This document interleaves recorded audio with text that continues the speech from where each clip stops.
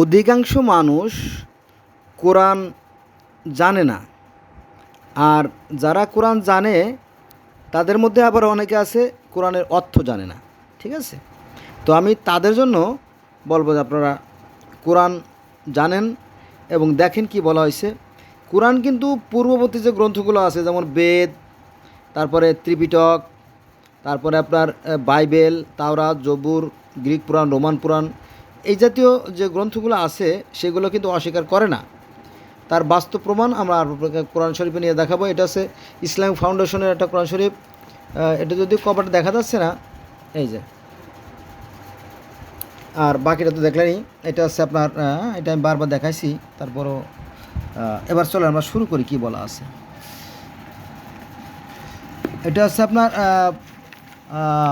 Sorry এটা হচ্ছে আপনার 12 নম্বর পবিত্র কোরআন শরীফের 12 নম্বর সূরা, অর্থাৎ মক্কি সূরা ইউসুফের 111 নম্বর আয়াত আমরা আলোচনা করব। এখানে বলা হয়েছে যে ওদের কাহিনী বলতে এর আগে যে সমস্ত গ্রন্থ সৃষ্টিকর্তা পাঠিয়েছেন, যেমন বেদ, ভগবত গীতা, ত্রিপিটক, জেন্দাবেস্তা, মিশরীয় পুরাণ, তারপরে গিলগামেশের মহাকাব্য, গ্রিক পুরাণ, রোমান পুরাণ, এরকম আরও অনেক গ্রন্থ আছে যেটা আমরা জানি না বা জানার চেষ্টা করি না। আমরা সেগুলোর সাথে মিলেই দেখব। যদিও আমার কাছে সেগুলো আছে, এই মুহূর্তে আমি সেগুলো বের করতেছি না। আগে আপনারা দেখেন কি বলা আছে, আপনারা স্ক্রিনশট দিয়েও পড়ে নিতে পারেন। এখানে বলা হয়েছে ওদের কাহিনীতে বোধ শক্তিসম্পন্ন ব্যক্তিদের জন্য শিক্ষা আছে, অর্থাৎ জ্ঞানীর জন্য শিক্ষা আছে। কোনগুলোতে ওদের কাহিনী, মানে এর আগে যে সমস্ত গ্রন্থ আল্লাহ পাক পাঠিয়েছেন। আচ্ছা, এবার আসেন কোরআনের বাণী মিথ্যে রচনা নয়। কোরআনের বাণী মিথ্যে রচনা নয়। পূর্ব গ্রন্থে, ওই কথায় চলে আসছে, আমি যেটা বলছিলাম যে পূর্ব গ্রন্থে, অর্থাৎ এর আগের যে গ্রন্থগুলো আর কি, এটা আপনি বেদ ধরতে পারেন, ভগবত গীতা ধরতে পারেন, বাইবেল ধরতে পারেন, তাওরাত, জব্বুর, ইনজিল সব ধরতে পারেন আর কি। এরকমই প্রায় 47টা বাইবেল ছিল, সেটাকে তারা রিফাইনিং করে আস্তে আস্তে ফ্রেশ করে 4 কপিতে রূপান্তর করছে। ঠিক আছে, এরকম তো আর কি বিষয়টা। তো পূর্ব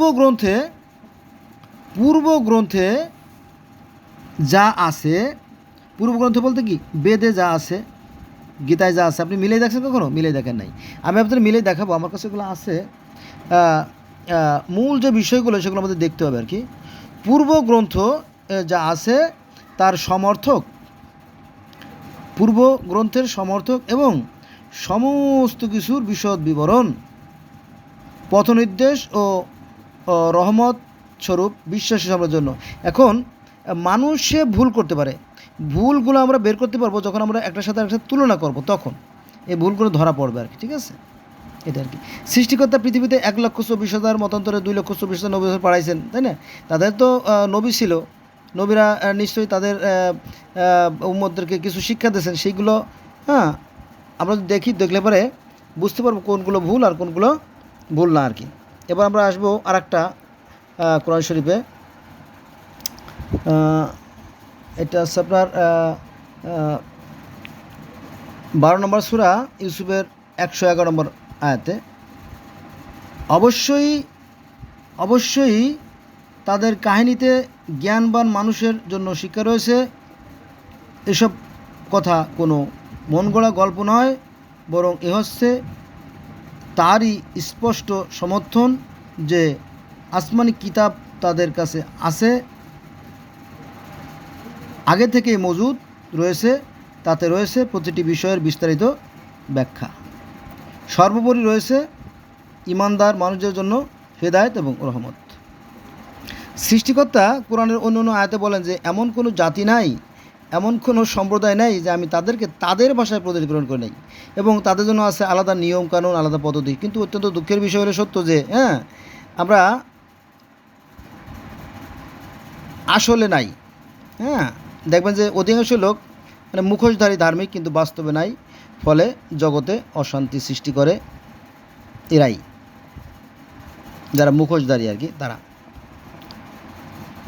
জান্নাতে যাওয়ার জন্য সৃষ্টিকর্তা দুটো শর্ত জুড়ে দিয়েছেন, সেটা হচ্ছে যে সৃষ্টিকর্তা বিশ্বাস করতে হবে, আর সৎ কাজ বলতে যাবতীয় ভালো কাজ, সেটা হচ্ছে সৎ কাজ। এটা জান্নাতে যাওয়ার শর্ত আর কি। এবার আমরা আরেকটা কোরআনে যাব, সেটা হচ্ছে আপনার ইসলামিক ফাউন্ডেশনের এটায়। এখানে কি লেখছে দেখি। এই যে আমরা চলে গেছি 12 নম্বর সূরার 111 নম্বর আয়াত। এখানে একটু ঘুরিয়ে পেঁচিয়ে লেখা হয়েছে আর কি। উহাদের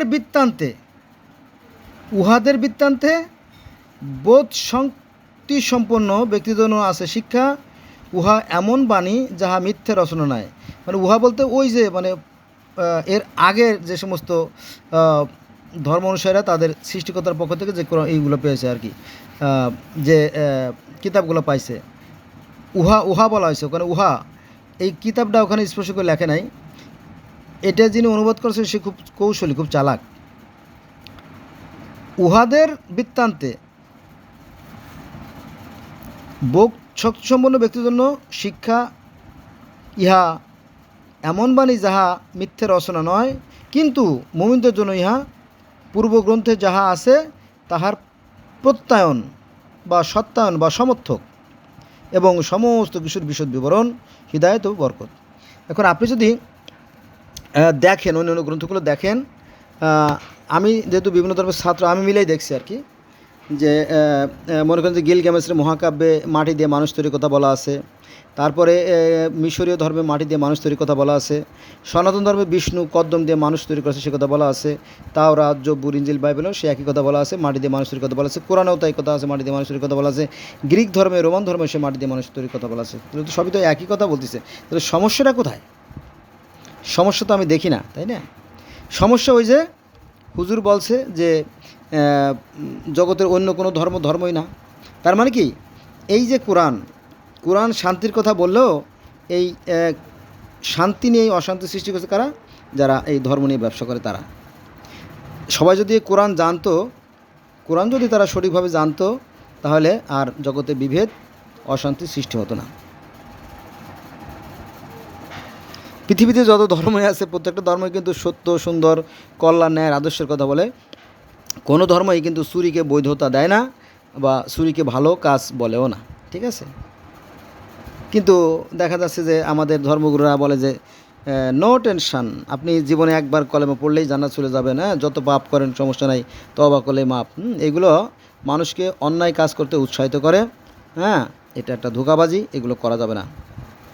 কোরআন যা বলছে সেগুলো আমরা স্পষ্ট করে আলোচনা করব। মনে করেন যে এই যে একটা কোরআন শরীফ, তাই না? এটা কোরআন শরীফ খুব বেশি না, কিন্তু সামান্য, এর অর্ধেকটা যদি আমরা বাদ দেই আরবি, আর বাকিটা আমার মনে হয় একদিনে পড়ে ফেলানো সম্ভব, মাত্র একদিন, তাই না? কিন্তু এটাকে মানুষকে বুঝতে দেয় না। কারা বুঝতে দেয় না? যারা ধর্ম ব্যবসায়ী, তারা বুঝতে দেয় না।